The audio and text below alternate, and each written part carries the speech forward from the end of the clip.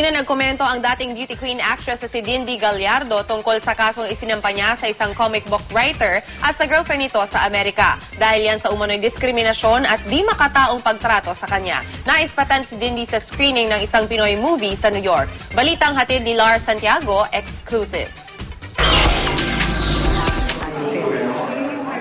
Matagal-tagal na ring wala sa limelight ang dating beauty queen actress na si Dindy Gallardo na nakabase na ngayon sa Amerika.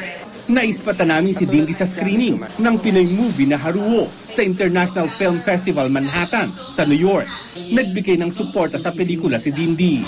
Kamakailan, naging laman ng balita ang former beauty queen nang idemanda niya dahil sa umunoy diskriminasyon at hindi makataong pagtrato ang comic book writer na si Frank Miller na nasa likod ng ilang sikat na comic books tulad ng The Dark Knight at ang girlfriend nitong si Kimberly Cox.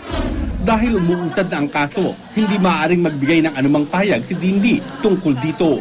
Sa ngayon, masaya raw si Dindy sa pagsuporta sa pelikulang Pinoy. Kasi pag kami nag-showing na Filipino film, I really take the time to go out and support the film. Tatlo ang naiwing parangal ng Haruo, kabilang ang Best Independent Film at Best Actor para sa bida nitong si Jackie Wu na tumanggap din ng Global Achievement in Acting. Opening ng nasabing film fest ang Haruo. Pagkatapos ipalabas, halos walang hinto ang mga tanong ng mga manunood kay Jackie. Ako, my Japanese, pero back Philippine movie, and Philippine director and Philippine staff, and all Philippine staff. So great Philippines and good forward team. Please watch Philippine movie.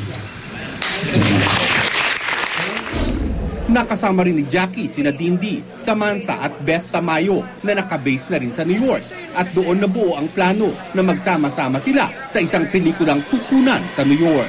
Matutunod siguro aarte ka na. I'm always there to support. Mula sa New York City, Lars Santiago, GMA News.